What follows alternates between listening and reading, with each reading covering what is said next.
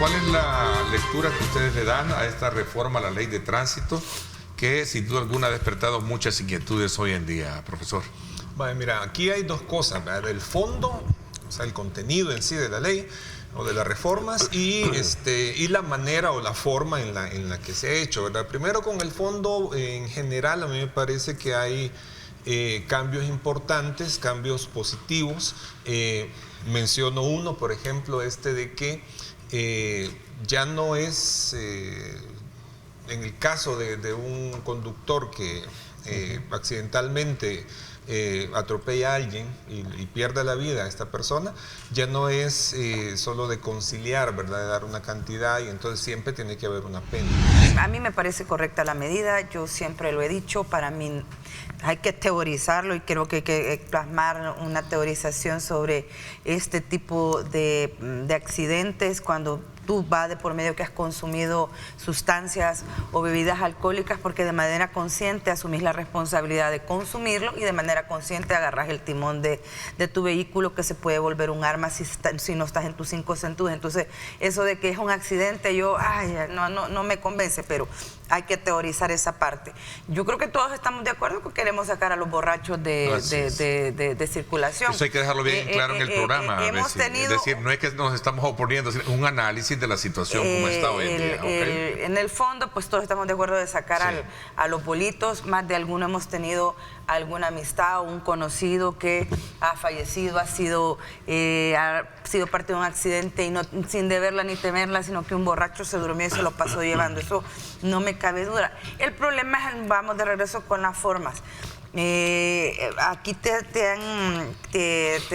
sorprende el presidente de la Asamblea Legislativa diciéndole, mire, ya es vigente porque en la ley lo decimos y porque es de orden público.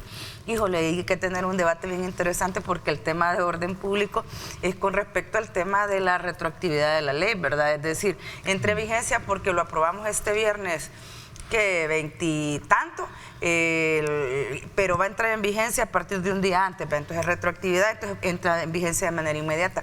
No es el caso. Tenía que haber esperado la publicación. Hoy yo me levanté a revisar el diario oficial y no está publicado ese decreto. Mira, yo lo que resiento siempre va a ser el espacio que le puedan dar a la opinión incluso de profesionales, técnicos que tienen que ver en estos temas, ¿verdad? Porque de esa manera creo que se puede avanzar en una ley, en una reforma en la que bueno, sea más apegada a la realidad, ¿no? Incluso las reformas estas tienen que tener una cuota de ciencia, ¿no? A la hora de aplicarla, porque por ejemplo, con el tema de los niveles de alcohol en la sangre, los tiempos que dura esto en el cuerpo, es decir, tomar en consideración todos estos tipos de elementos que no pueden ser despreciables a la hora de hacer esta reforma. Entonces, creo yo resiento eso, pero en el fondo, como también ya lo dijeron los compañeros, es importante que se vaya avanzando en la cero tolerancia a este tipo de conductores, en la... Sí, porque por un irresponsable que haya ingerido grandes cantidades de alcohol vaya a matar a un... Sí, desde cualquier... luto, dolor en familia, como lo hemos visto, es inconcebible, ¿no? Desde cualquier punto de vista, creo que el fondo de esta medida es positivo.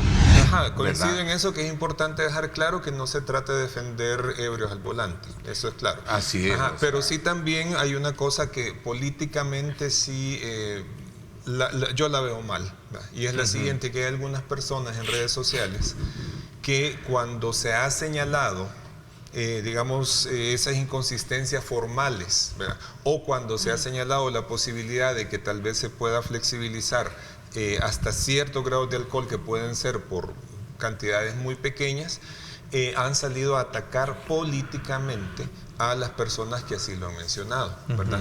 O sea, una cosa es decir, mire, aquí quizás yo creo que alguien, decir, es que no entiendo digamos, los tropiezos de forma que tuvo esta ley.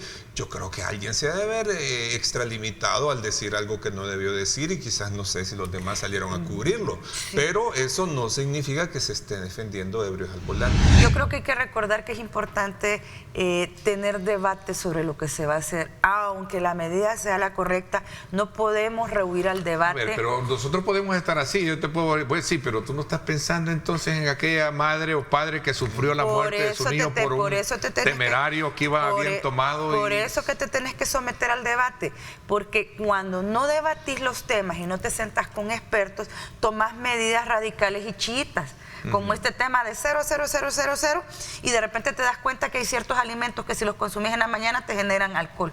Te das cuenta de que hay ciertos medicamentos que te generan alcohol. Hay ciertas enfermedades, por ejemplo, en las cuales, porque personalmente me tocó llevar un proceso de esos, de una persona que tiene un problema con la coagulación de su sangre. Y todas las mañanas debe de tomarse una cantidad exacta de cierto licor, no recuerdo el nombre del licor, pero esto fue hace bastante tiempo, y se le había señalado como que llegaba tomado, pero en realidad tenía que tomarse esa dosis porque tenía un problema de coagulación en la sangre. Son casos extremos, pero todo eso se tiene que debatir, se tiene que poner sobre la mesa. La experiencia a mí me ha enseñado que la gente que ataca de esa manera en redes, que defiende como un chiita, como un yihadista, no decisiones sin abrir los ojos, sin escuchar a nadie, suele ser la primera que transgrede ese tipo de normativas. Hay que hacerle un llamado aquí, y eso es otra cosa que no se nos olvide señalar, que cuando se le pidió a los diputados que se retiraran el fuero para que también se pudieran someter en igualdad de condiciones como el resto de la población a esta normativa, no quisieron aprobarlo. Hablemos de Andrés.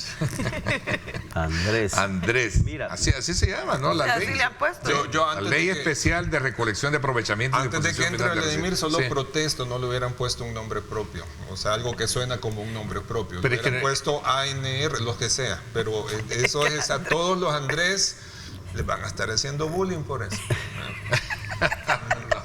Bueno, y te queda clase, No, es que el Andrés es el... No, yo sé, es un acrónimo, pero no, o sea... No es que la ley se llame así, al final es así se ve. Así termina leyéndose. Pero a lo mejor popularmente también es que lo han hecho, porque yo no he visto oficialmente que lo hayan... Sí, que lo hayan yo puesto. creo que eso es más un verso popular, porque no se ha tácitamente...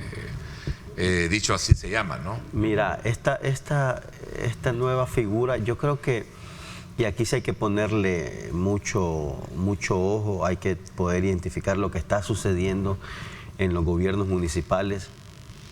De verdad que es muy, muy lamentable. Es decir, ir perdiendo poco a poco todas sus facultades que le da la Constitución, que le da el Código Municipal.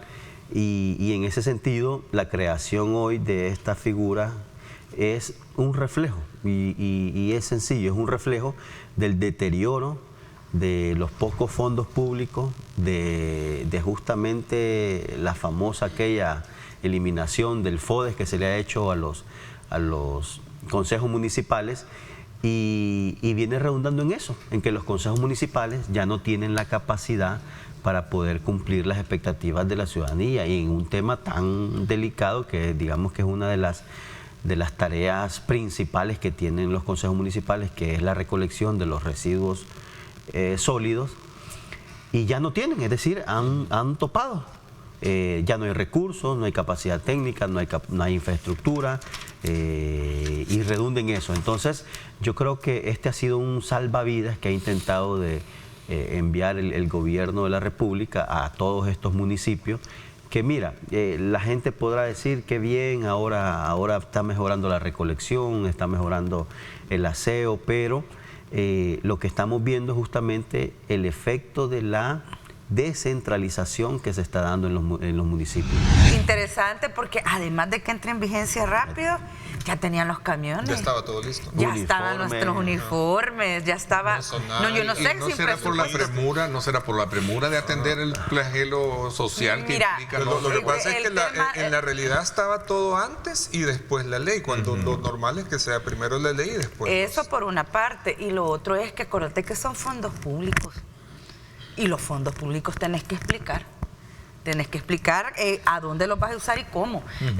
¿Cómo licitaron los camiones? Pues va, ¿dónde está la licitación para saber por qué esos camiones sí y no otros? ¿O para dónde mandaron a hacer los uniformes? o las escobas que están utilizando. Hombre, esto es un tema de control desde la ciudadanía. No puede ser que hoy te aprueben una ley en la mañana, en la noche ya está vigente y ya están gastando recursos y no te están explicando de dónde. Luego lo otro, bueno, que el cobro, vuelvo y se los repito, se los dije el viernes pasado, el cobro del servicio de recolección y disposición de desechos sólidos va a venir en su recibo de energía eléctrica, como siempre ha venido, con la única gran diferencia que ahora usted no puede decir, mire, solo voy a pagar la luz. Las empresas de electricidad están obligadas a cobrar este servicio, o sea, usted ya no se lo va a poder saltar, tiene que pagarlo sí o sí. Vamos a ver, profesor, su análisis sobre este tema. ¿Algo habrá de bueno en términos de poder decir, si en el caso de las alcaldías que no han logrado cumplir satisfactoriamente esa cobertura de desechos, de recoger los desechos, alguien más debe de hacerlo, ¿no? Mira, a mí en principio no me parece mal que sea una entidad centralizada quien llegue al rescate de las alcaldías.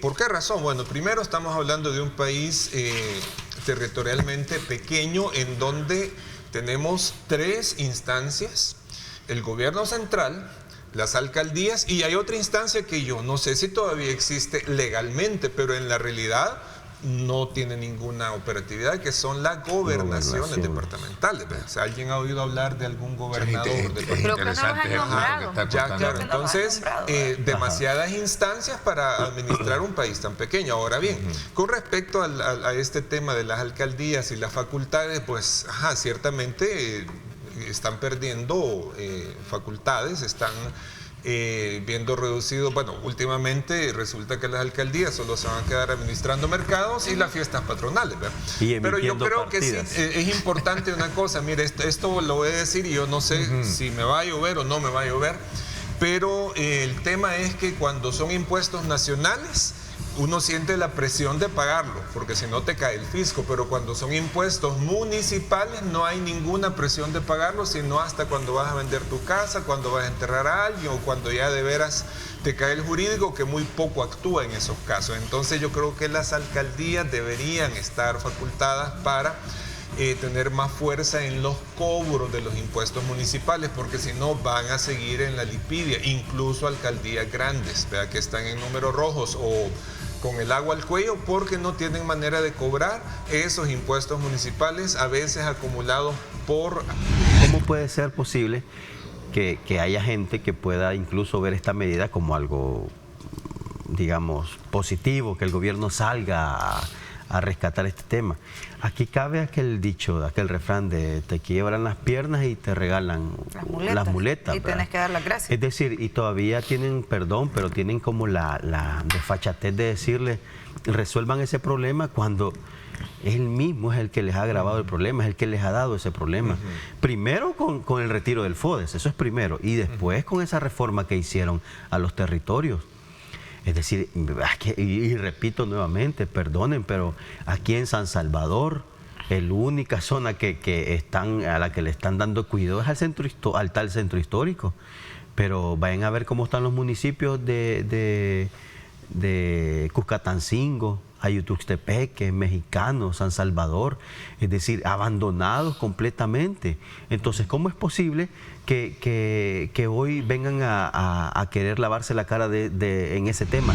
Yo creo que, insisto, deben de replantearse las políticas y la centralización de estos servicios en los municipios. Y también resiento yo aquí todos estos consejos municipales que no tienen, todos sabemos quizás al final la razón, pues, pero resiento que no se manifiesten al respecto. Es decir, aquí estos alcaldes y estos consejos municipales deberían de dar una declaratoria del por qué están pasando estas